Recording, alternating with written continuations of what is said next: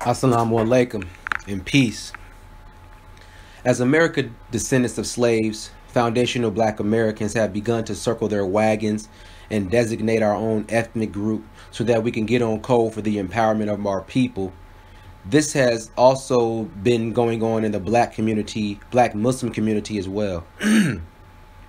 Foundational black Americans of the Muslim community are doing the same inside the Muslim community. And it's, the same thing as the general masses of foundational black Americans are doing, getting on code. We are not putting up with the nonsense anymore, and we are asserting our blackness and calling out the white supremacists, the suspected white supremacists, and its agents within our own community. And what is happening is the white supremacists and the suspected white supremacists and those who are their agents of the community are exposing themselves. Now, to be clear, white supremacy has infiltrated all areas of life. So even the religious sphere isn't safe from it. You have those who claim to be Muslim, but subscribing to the belief of white supremacy as well. And this has been going on. Same with black people speaking out and fighting back against it within the community as well. Overall, this has been going on. What's different today is black Americans have begun to distinguish themselves and put our empowerment as the main agenda forward. And nothing will sway us from that. We fell victim to the civil rights movement. We fell victim to the black and brown alliances and the Pan-Africanism and the people of color nonsense. Even black people have fell victim to religions as well. These type of things dragged us back into the muck of white supremacy and its agents. See, the religion isn't the problem. It's the people who try to enact the white supremacy inside of the religion that is the problem. So when we put in our issues before others, we're still left at the bottom. We're still left at the bottom of the totem pole, and everyone else is coming before us and receiving tangibles to continue to be ahead of us. What's happening with this now is that it's exposing the white supremacy and suspected white supremacy of our Ummah as well. They are revealing themselves. Some blatantly step out on it. Some try to dog whistle and hide behind words. And you also have those who sympathize with such people. What I see also is that it is the foundational black Americans calling out the racism here in the American Muslim community. Immigrants in general are the ones we see making excuses for the white supremacy. For example, when Black Dawah Network and myself called out Hamza Yusuf and his cronies on peddling their white supremacy and anti-black talking points, and I coined the phrase Zaytuna in response to their Zaytuna Institute, you had the immigrant Muslim community of America telling us we have poor adab, we have poor character. You had people like the Mad Mamluks when they had Abdullah Hamid on their show calling us racist for using the term coon. So what they do is dismiss the pertinent issue that you bring up, then deflect and demonize into how bad of a person you are for bringing it up. Because look, let's be clear. Even if we put it in the most polite way and spoke with a soft voice, they would still find a reason to dismiss and tell us how we are wrong for calling out anti-black racism and its jargon. Now, I'm not saying these people are Fir'aun, but it is very similar. Allah told Musa to speak softly to Fir'aun. And even when Musa did speak softly to Fir'aun, Fir'aun still demonized Musa and tried to dismiss him. So it don't matter how you bring it forward. What they saying is, hey boy, when you bring up your problems, you better keep your head down and look at his shoes and speak softly. Don't get too uppity. But even if you do that, and let's say they agree with you, the next step isn't to turn away from those who are spewing anti-black racism. Nah, they on this show like Mad Mamluks. They on this show saying, well, we can't just cancel people because they say what we don't agree with. What they saying by that is, this is a representation of a general, what they're saying by that, this shows the general representation of the general masses of the immigrants of America when they say things like this. Because what they are saying is, well, anti-black racism is bad, but it's not bad enough for me to stop and turn away from supporting people. So, guys, just accept it and don't stop supporting him either.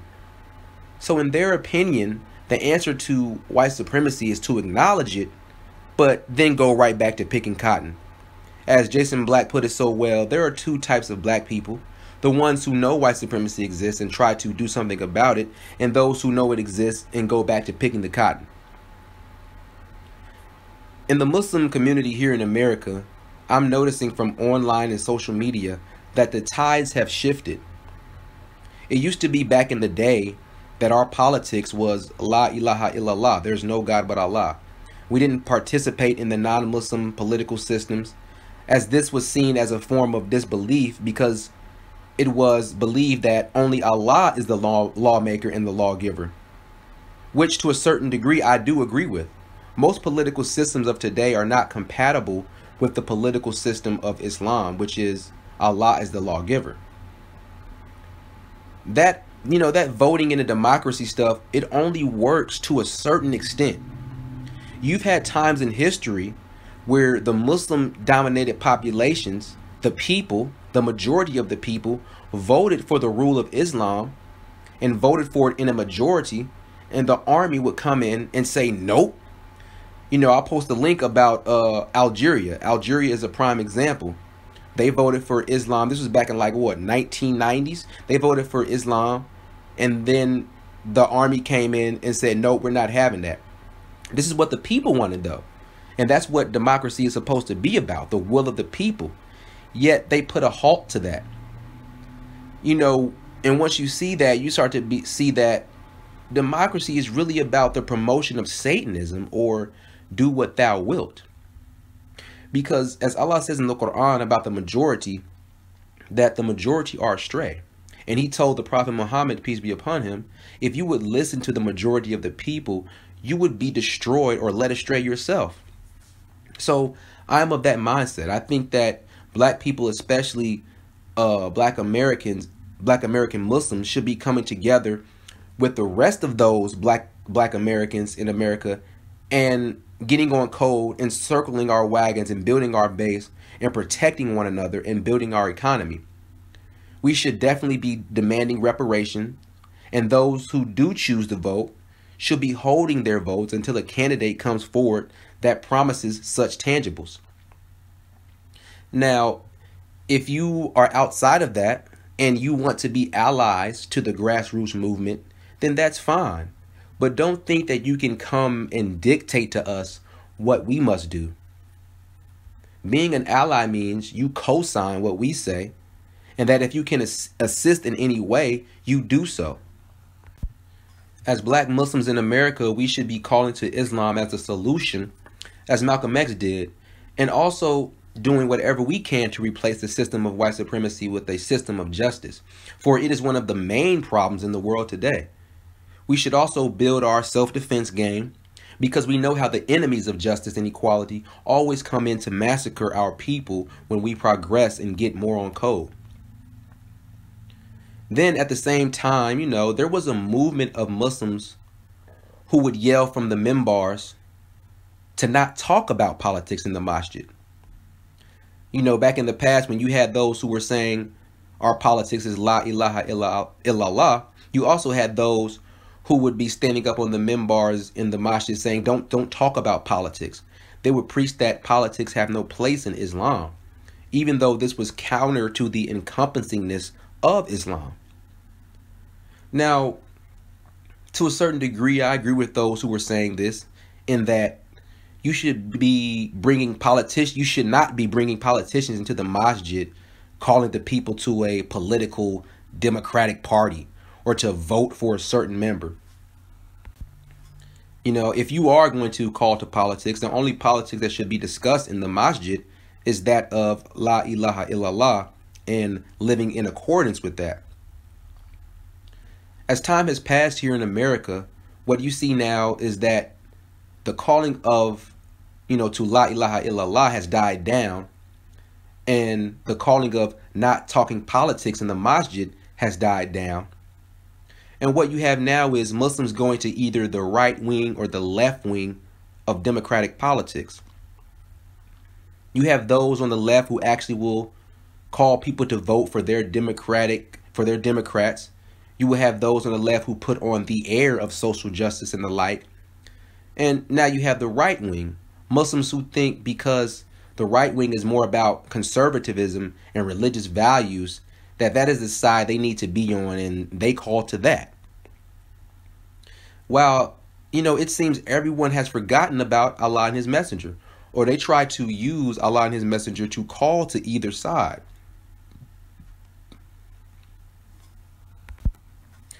With the left, there are those who go to the extreme and become so liberal that they almost lose their Islam, and they start calling to feminism and promoting and supporting the LGBTQ and things like that.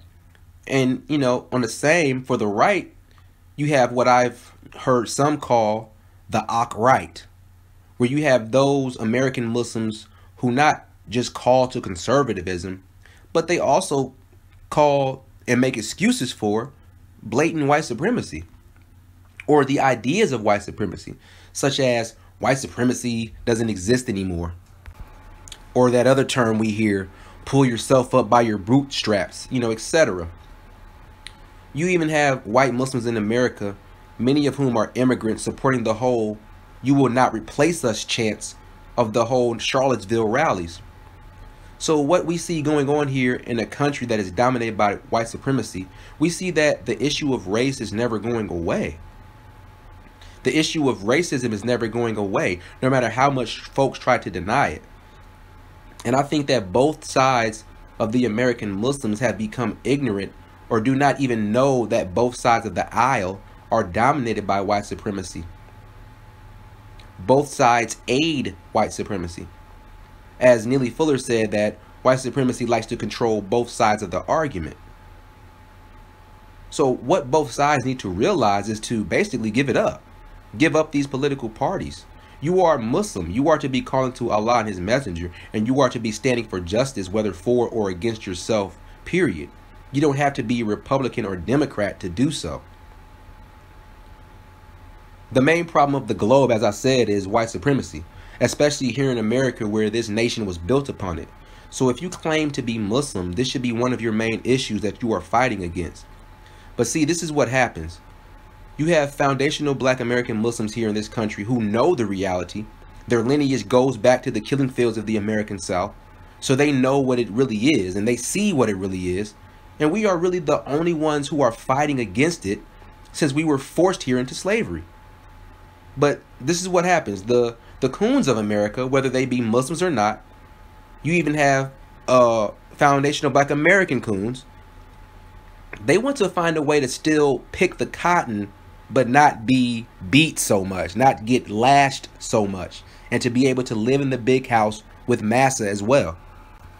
So many will join the right-wing conservatives in hopes that by denying white supremacy and by attaching themselves to white supremacy, they will receive protection as well as some butter biscuits, so they can say, well, at least I don't have to live amongst the lower class Negroes who are fools for fighting against white supremacy.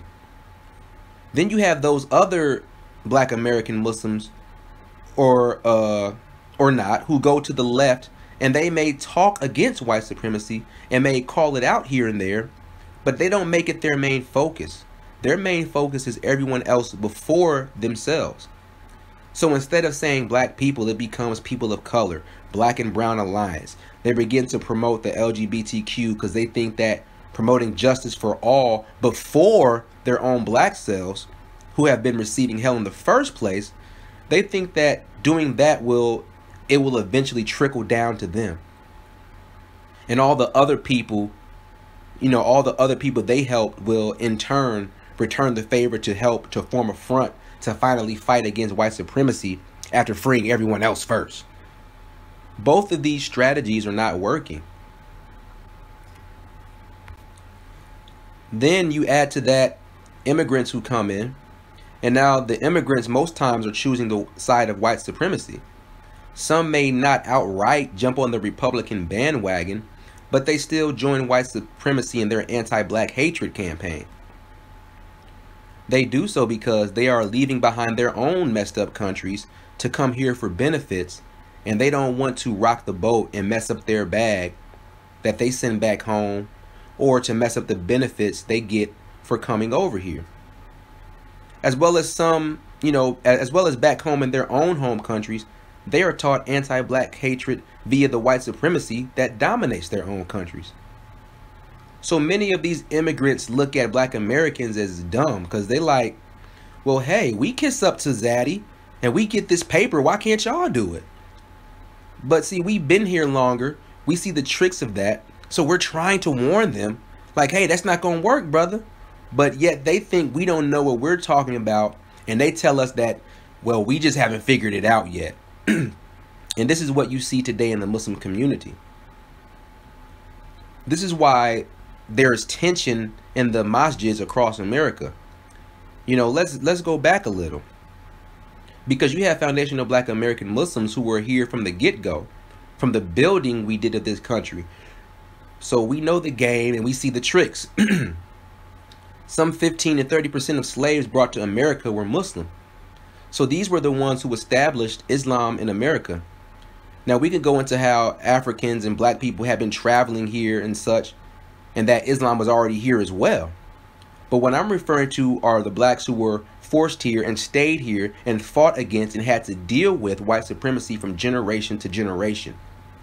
Many were forced to give up their deen, while some gave it up with only their limbs, but still believed in their hearts. And when they were able to actually practice again, they made sure to pass this down, although coded, like Omar bin Said. So foundational black Americans have always been fighting against white supremacy. Even amongst the black Muslims, we have been doing that. And, the white supremacists knew this. They knew this because of those Muslims who had conquered Europe for 700 years. They knew of the power that Islam brought to them. And they used similar tactics there of division and weakening power. What they used up in Europe, they used it over here. And we have to be honest here. And so those of you who listening, don't take this as disrespect. It's nothing personal. We had true Islam here in America, and blacks were catching on to it.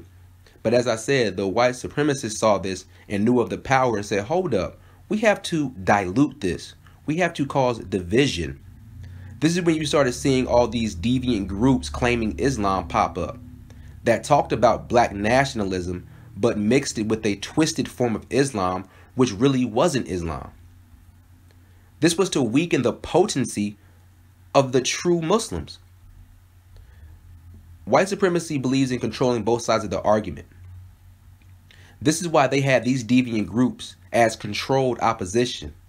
So that way, even if you join thinking that you're fighting for black justice, at the end of it all, you're still being led to the slaughter. Controlled opposition. With that, they took much spiritual guidance and spiritual power from the black man and black woman. If you do your research and go on a deep dive, you will see how many of these black nationalist groups that used Islam and twisted it, they had Masonic origins.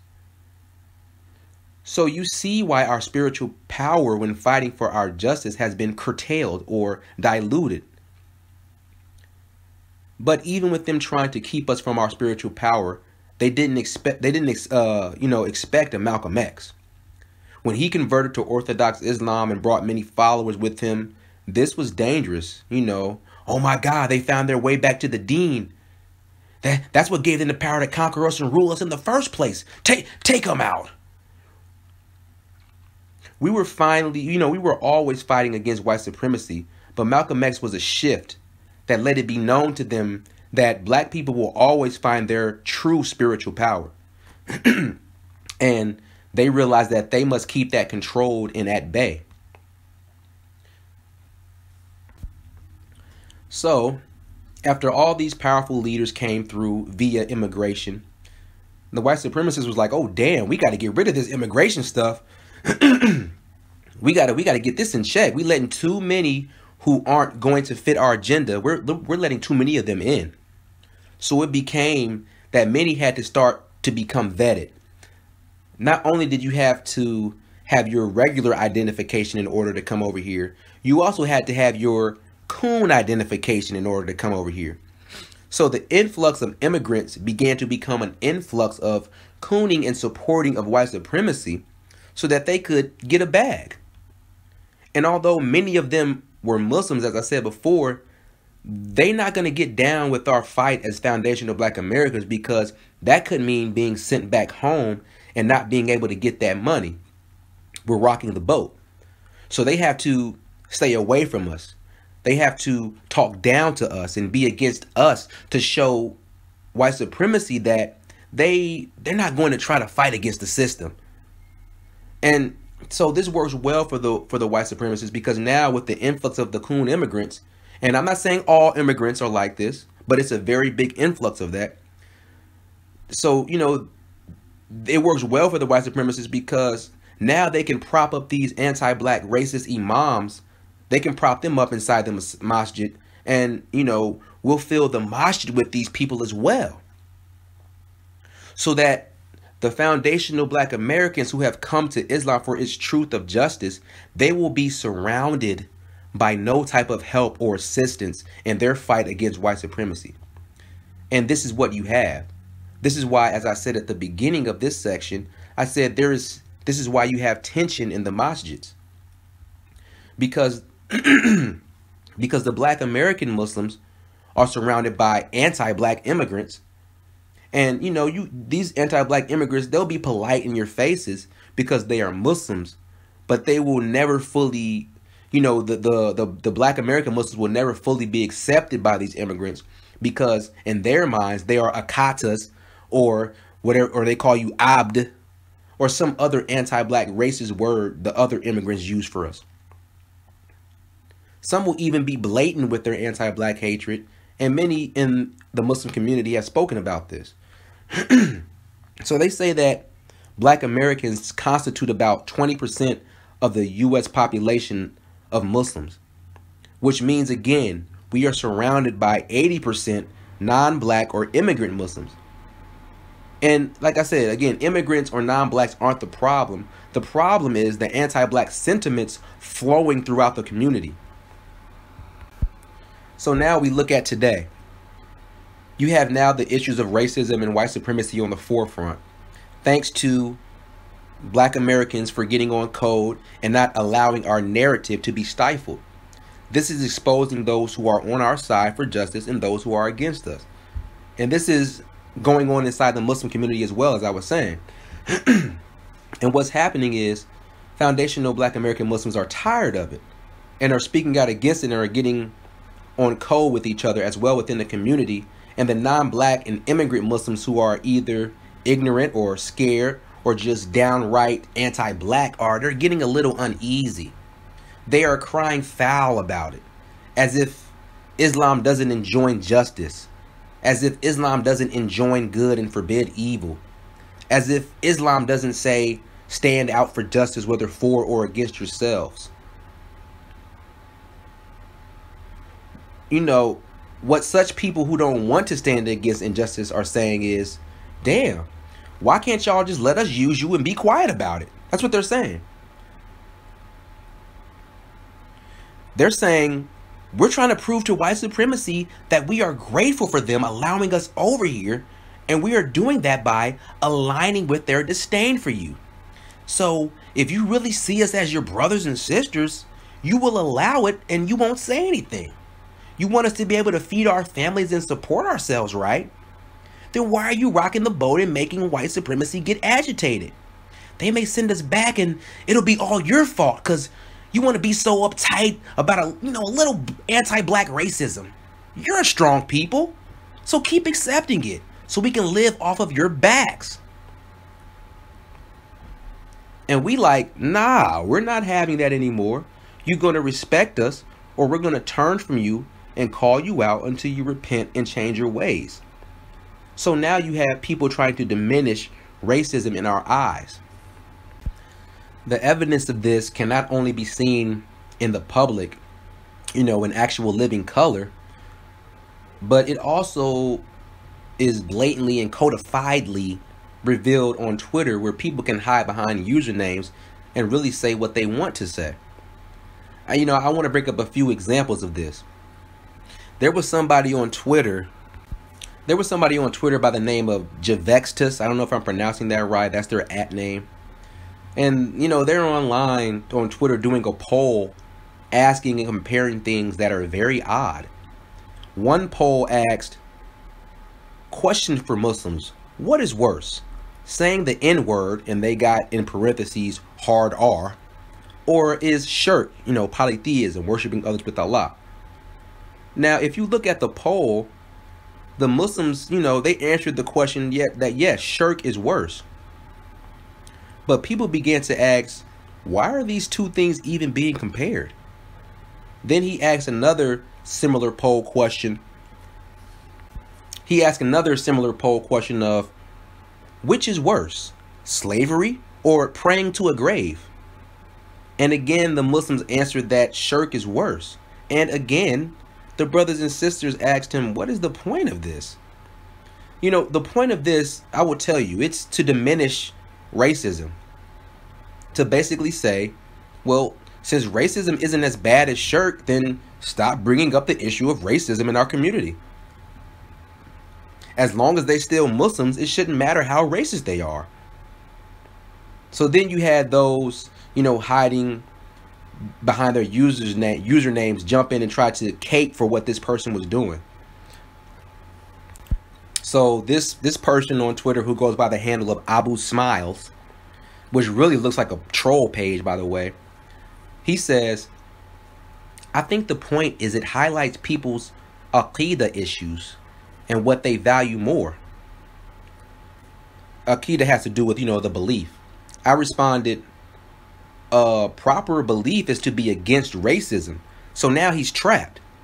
Then he tries to back out the corner and say, well, yeah, you're right. Racism is a major sin, but it's just showing, this poll is just showing how some people value other things over Islam.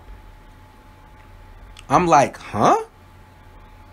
For one, as I said, 80% of the people who answered that poll said that shirk is worse. And for two, Islam and proper belief is to be against racism. And racism is a form of minor shirk. You know why? Because you are having pride. An unjust form of pride. And Allah said in the Hadith Qudsi that pride is my cloak. And whoever tries to compete with me against that, I will throw them into the hellfire. So I ended up blocking the dude. But this is the type of stuff that is going on in the minds of some people who claim Islam. Another example is some guy on Twitter by the name of Maliki Click. There are whole threads about his anti-black actions and words. He's on Twitter telling black Muslims to stop complaining. He's on Twitter saying black Muslim women, calling them transsexuals and saying they're actually men because they're so aggressive in responding to his anti-black tweets. That whole thing goes back to white supremacists thinking that black women really aren't real women. He's bringing the white supremacist talking points of black on black crime. He's telling blacks to go back to their own country.